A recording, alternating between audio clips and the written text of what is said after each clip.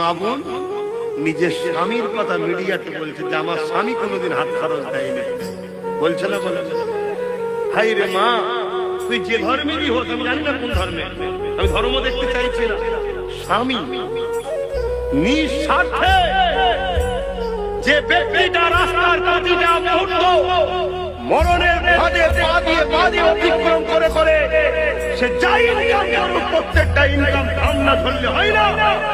আজকে মা সেই স্বামীকে তুমি এত ছোট করো।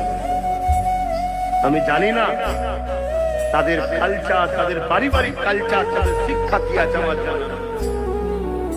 তবে এতটুকু জানি, যদি কোন ইমানদার মুসলিম ঘরের নারী এ ধরনের কথা বলে, নিশ্চিন্তায় জেনে রাখুন হাদিসের ভাষায় ওই নারী হলো দাইয়ুস।